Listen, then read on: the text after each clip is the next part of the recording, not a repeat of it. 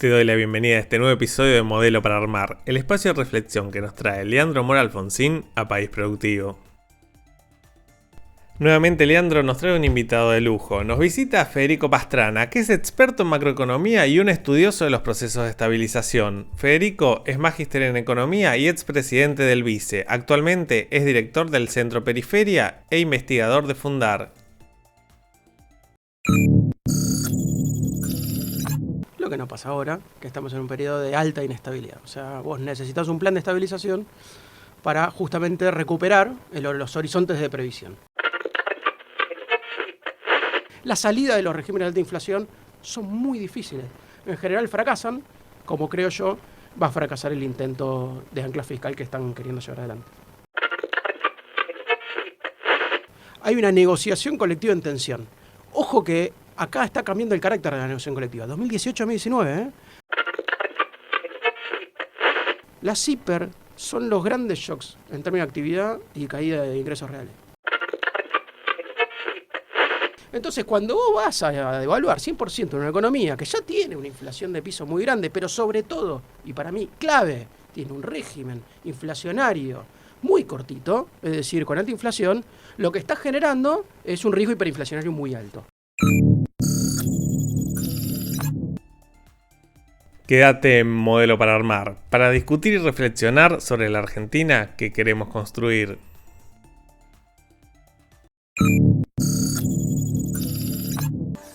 Vamos a corrernos nuevamente de lo que es industria, sectores industriales o aspectos de política industrial, porque la macro manda. Y en este momento que la macro manda tenemos que hablar uno de los tópicos que más hemos tratado en el año, que lo hemos charlado ya con Haroldo Montagu en este mismo podcast, con Martín Rapetti, ha venido Culfas a hablar de esto, y hoy nos visita un macroeconomista también de lujo.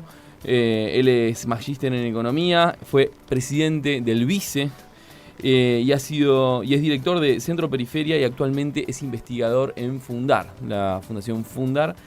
Él es Federico Pastrana. Fede, muy bienvenido acá a País Productivo y particularmente a Modelo para Armar. Gracias por la invitación. No, por favor, a vos. Y vamos a hablar de estabilización, que es un punto. Estuve leyendo muy atentamente las publicaciones que en las últimas semanas desde Fundar, vos con Sebastián Echemendia han estado publicando. Además tus intervenciones en redes sociales, que las recomiendo, las redes sociales de Federico, que sigue estos temas. Me gustaría ir por lo básico y después ir llegando al hoy, ¿no? Pero, ¿qué se entiende por estabilizar? ¿Qué se entiende por estabilización para el empresario pyme que nos está escuchando? La estabilización se trata de, en general, romper lo que pasaba antes, que es un periodo de inestabilidad. Y los periodos de inestabilidad en general están relacionados con alta volatilidad nominal, básicamente alta inflación. Entonces la estabilización de lo que se trata básicamente es bajar la inflación, sostener la baja y estirar los horizontes de previsión. Es decir, que vos sepas qué pasa de acá a un año o creas saber lo que pasa de acá a un año. Básicamente lo que no pasa ahora, que estamos en un periodo de alta inestabilidad. O sea, vos necesitas un plan de estabilización para justamente recuperar los horizontes de previsión. ¿Sí? Eso obviamente tiene en términos productivos consecuencias muy muy claras, básicamente con la inversión, ¿no? Cuando uno hace una inversión tiene que tener un horizonte de previsión largo, y una de las cosas que pasan es que la inversión productiva grande, sobre todo construcción de plantas o ampliaciones importantes en las pymes, suelen postergarse en un periodo de inestabilidad, ¿no? Bien, y vos recién decías justamente lo que no pasa hoy. Y ahí me gustaría que hagamos el primer doble clic. ¿Cómo llega la Argentina a este momento en el que un nuevo gobierno habla de una estabilización, que ya nos vamos a meter en qué entienden ellos por estabilización, pero ¿cómo está llegando la Argentina hoy a este momento? Bueno, mal, ¿no? Básicamente está llegando muy mal. ¿Por qué está llegando muy mal? Porque lo que pasa en Argentina es que hay un deterioro progresivo. Bastante particular, porque claro, los deterioros progresivos, cuando vos tenés alta inflación, son vía ingresos reales, vía confusiones, distorsiones, le llamamos los economistas a veces.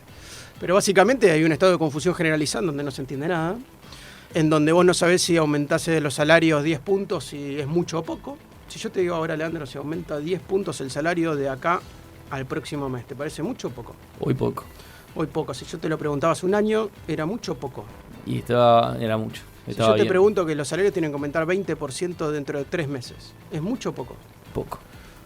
Si yo te pregunto que tienen que aumentar 50% dentro de 3 meses, ¿es mucho o poco? Creo que poco. No sabemos. Claro. Y bueno, medio que ahí ya respondemos un poco la pregunta, ¿no?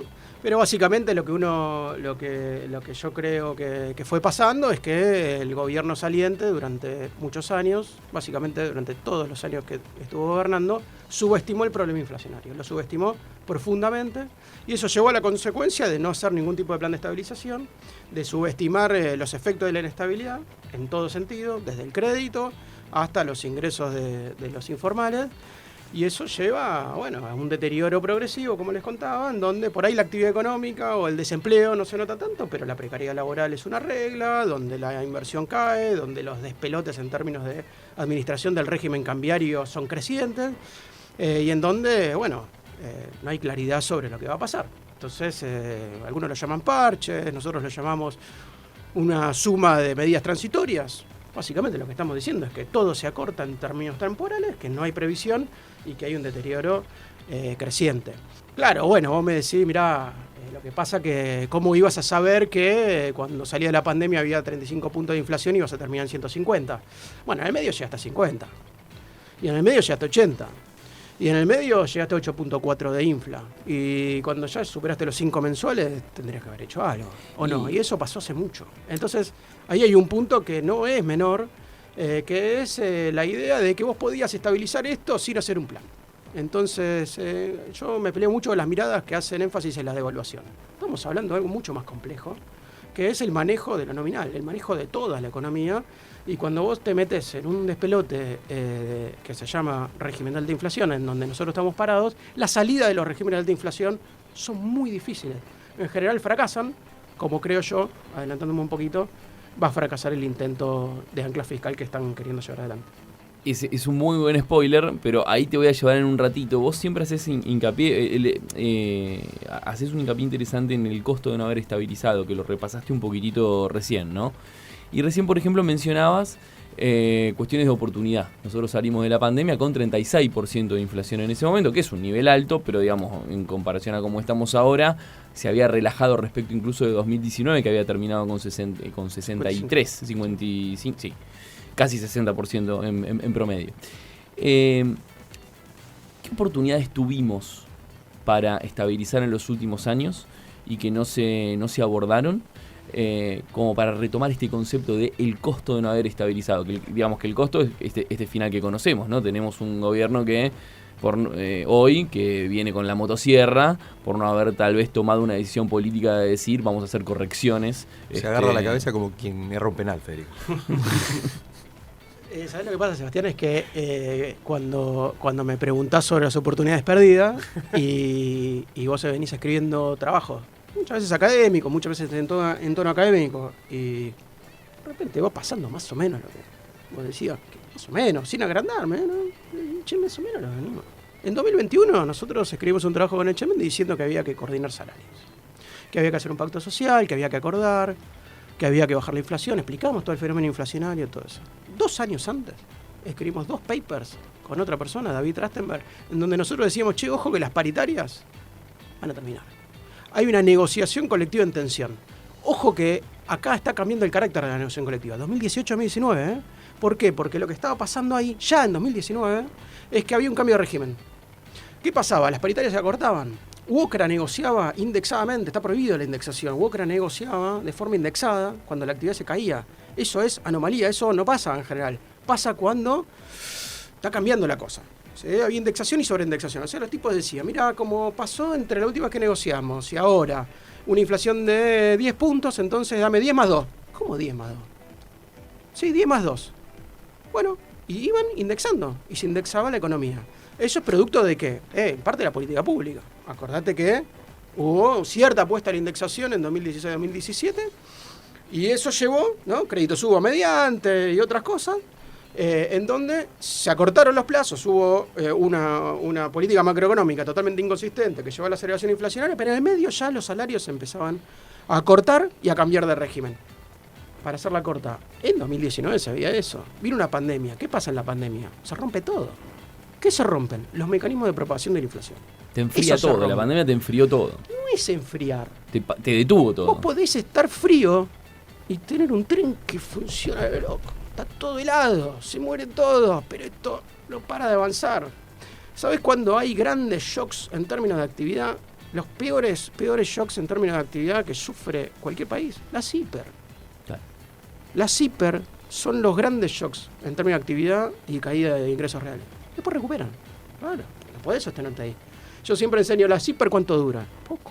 Es ¿Por una qué? llamarada. Porque son intolerables. Porque pasa algo que te saca de ahí. Porque la tolerancia social, las medidas de política económica, los ministros no duran. No dura eso. ¿Sí? Vuelvo. En 2018-2019 ya veíamos a nivel salarial que había indexación. En 2020 hubo un intento de pacto social, vino la pandemia y cuando salimos de la pandemia no hicimos nada. No hicimos nada. Apreciamos el tipo de cambio a 20 puntos para ganar las elecciones. Chao, maestro. ¿Qué es esto? Y perdimos. ¿Sí? Esta ¿Qué es crudeza es de Entonces, lo que digo Federico que es esto Pastrana. es, bueno, ok, vos apreciás el tipo de cambio, está todo bien, tenés un régimen de alta inflación. No, vos pará que yo lo anclo. ¿Lo anclo con qué? Con las expectativas, con mi programa consistente, después con la fuerza, ¿no? Con la fuerza y con una serie de medidas transitorias que no hace falta armar tanto quilombo porque la podemos chocar, ¿no? Y después aparecen las grandes argumentaciones, no, por menos mal que no lo hicimos, porque esto, no, menos mal que no lo hicimos, terminaste con 150 o 300% de inflación, depende de cómo lo mires. Y Milei presidente. Y un cambio de régimen enorme que aumenta los riesgos de hiperinflación enormemente por las medidas que está tomando, pero en el marco de una subestimación del proceso inflacionario enorme. Esta crudeza es de Federico Pastrana, que hoy nos acompaña, macroeconomista, y los papers al que se refirió los vamos a estar compartiendo tanto en nuestras redes sociales como en Spotify. Ustedes pueden estar escuchando País Productivo en Spotify y ahí vamos a estar también dejando la información que Federico nos comparte para que puedan hacer un doble clic y leer, que es interesantísimo todo lo que se puede compartir. Y ahora sí voy al spoiler que dijiste antes. Te voy a ahorrar la parte descriptiva. Nosotros esta semana, al momento de grabar esto que están escuchando, que está saliendo domingo a la mañana por Radio del Plata, hemos atravesado una semana donde se anunció un ajuste.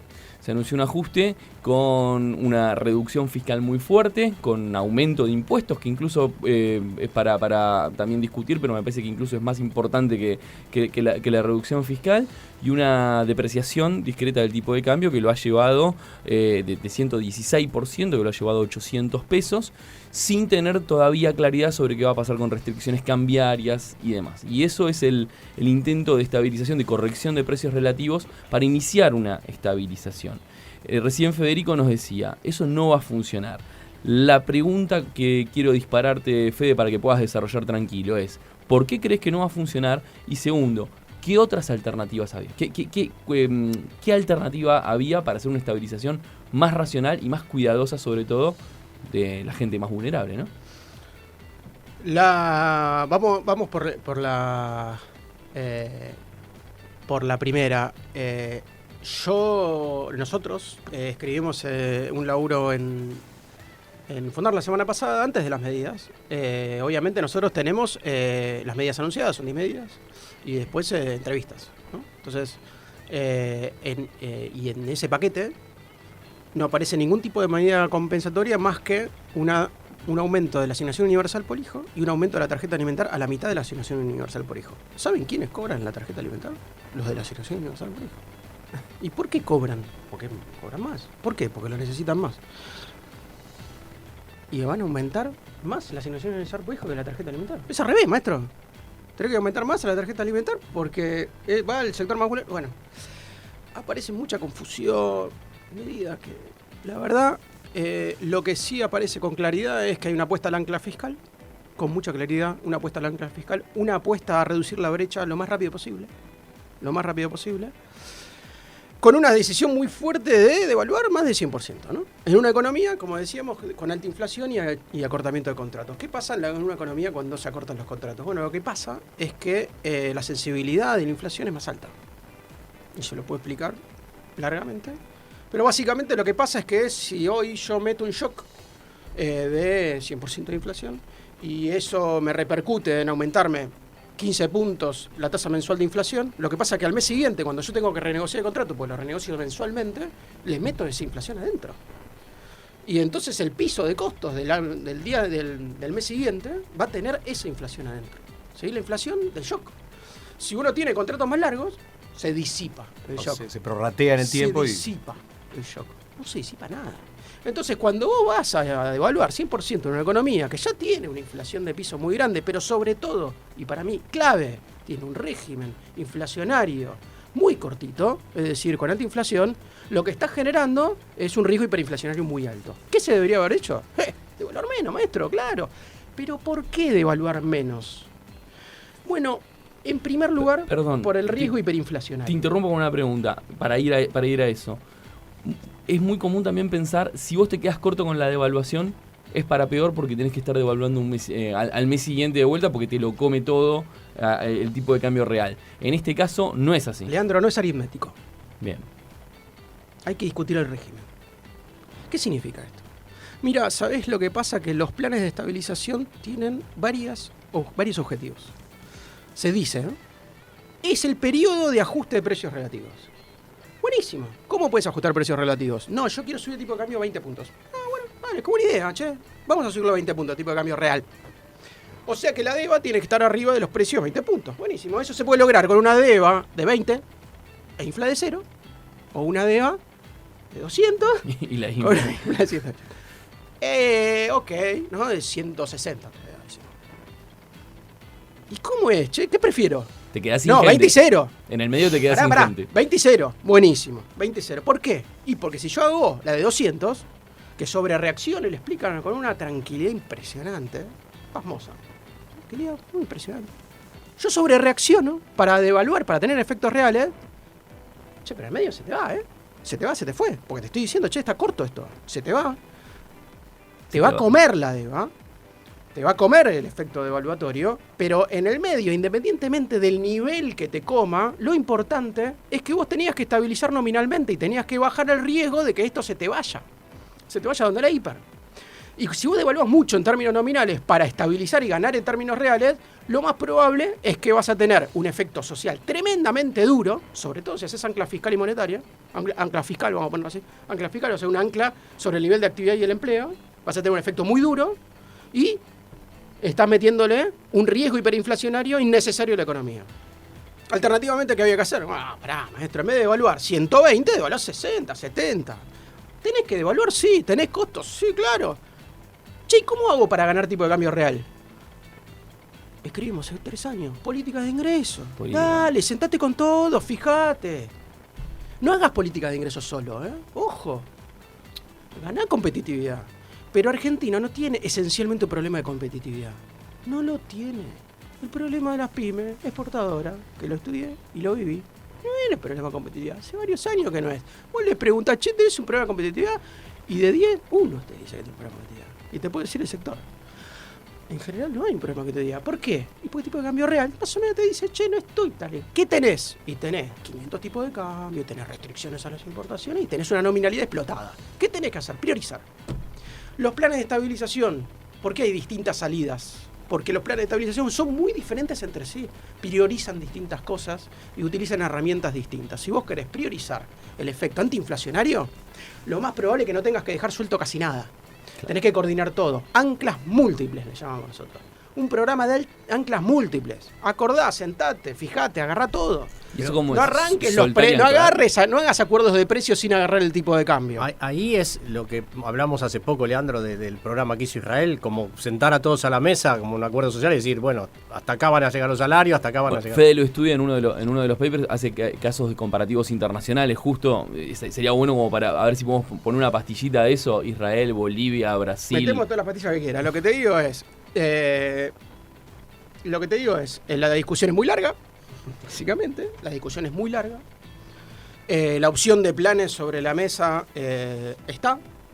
La elección fue por un plan ortodoxo de ancla fiscal. Lo que les pasa a los planes de ancla fiscal es que son sumamente sacrificados en términos de la actividad y el empleo, porque ponen el peso de la desinflación sobre la recesión. Es decir, tienen que recesionar mucho para lograr un efecto sobre los precios. Lo que dice Mondino, la gente en algún momento va a dejar de comprar porque el precio está caro. Comprar o negociar salarios o lo que sea, todo se va a terminar ordenando. La historia muestra con mucha claridad que cuando vos tenés un régimen de alta inflación, eso pierde mucha efectividad. ¿Sí? Independientemente que te guste o no te guste, no importa tu cuestión ideológica, estoy discutiendo Son datos. la efectividad del plan. Y la verdad que como tardan mucho, porque son poco efectivos, implican mucho sacrificio en términos de actividad, de empleo y de salarios reales. Y además, como tardan mucho, porque son poco efectivos, en general están vinculados a regímenes represivos. Las democracias, en general, entonces ¿qué pasa? Fracasan. Bajo democracia suelen fracasar. ¿Por qué? Y porque vos no podés bancar una caída sostenida del salario real de 25 puntos. Claro. Podés bancarlo un ratito, pero no sostenidamente. No podés sostener una caída del PIB de 15 puntos sostenidamente. Podés sostenerlo un ratito, ¿no? Entonces, bueno, ahí aparece toda la discusión. Che, un ratito, entonces rápido, entonces esto es un preplan, pero esto no sé cuánto, entonces esto termina en otro lado. Y bueno, aparece toda una discusión que la dejo abierta porque es tal vez la discusión más interesante que viene para los próximos meses. Para adelantar un poquito esa discusión, ahí aparece que sí hay una apuesta a cierta inestabilidad nominal, ¿sí? O cierta despreocupación sobre la inestabilidad nominal, es decir, sobre los efectos nominales que tienen, sobre todo si dejan suelto varias de las anclas que tienen disponibles. En el caso de que dejen suelto todo, como pasó en varias experiencias, eso llevó a una inestabilidad fuerte, es decir, una hiperinflación, y las hiperinflaciones permiten luego llevar adelante planes de estabilización muy duros, como la convertibilidad, pero se dan en un marco de un deterioro social tremendamente complicado, pero tenemos documentado, como decías en el paper, varios casos en donde, mirá, sobre todo los planes de estabilización no acordados, que fueron unilaterales y muy duros, y fueron efectivos, fueron con muchas anclas, pero no acordados, y fueron después de la CIPER. Muchísimos puntos quedan abiertos, como bien decía Fede. A mí me parece que esto va a requerir un capítulo 2 en enero o febrero, porque también hay una película acá. Así que te vamos a hacer extensiva esa invitación, si es que no nos vas un mes entero o un mes y medio entero. Seguro que no. En algún momento del verano me encantaría retomar muchas definiciones, política de ingresos, el tema de las anclas múltiples, cómo debería ser una estabilización y por qué habría que hacer distinto lo que se anunció esta semana. Quiero hacerte una última pregunta porque me quedó picando una declaración que salió en la semana del ex viceministro Rubinstein, que dijo: si hubiéramos aplicado un plan de estabilización en octubre, el final hubiera sido distinto. Está mal que lo haya salido a decir, pero ¿eso era posible? O sea, si en octubre, cuando asume Massa, o en agosto, hubiera aplicado un plan de estabilización, ¿cambiaba el final? Seguro que cambia el final. Los planes de estabilización nunca tienen el éxito garantizado. Pero lo que sí está claro que el deterioro estuvo y fue muy fuerte en términos inflacionarios y en términos de régimen económico. Siempre cuando uno tiene que optar por plan sí, plan no, al optar por el no, está optando por la inestabilidad, por llevar adelante una cosa que no se va a sostener. ¿Se entiende? Digo, es insostenible. Entonces en algún momento aparece el plan. Nosotros decimos, mira, el plan de estabilización no tiene que ver con uno o con otro. El plan de estabilización se impone. ¿Por qué se impone un plan de estabilización? Porque la infla no para. No para. Los regímenes de alta inflación muestran que la infla no para. Si no hay, el deterioro es creciente. ¿Cómo haces? No podés frenar esto si no es con un plan de estabilización.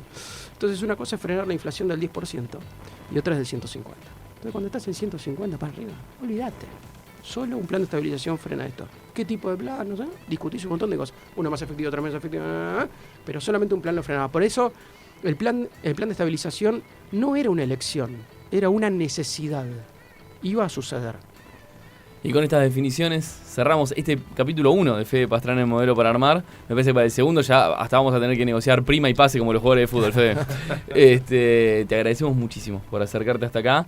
Para nosotros es muy valioso, más en estos momentos. Necesitamos muchísimo este análisis y recomiendo fuertemente, y lo van a poder encontrar en nuestras redes y en Spotify, los links a las últimas publicaciones de Federico en Fundar y en Centro Periferia. Así que, Fede, muchísimas gracias. Gracias por la invitación. Gracias.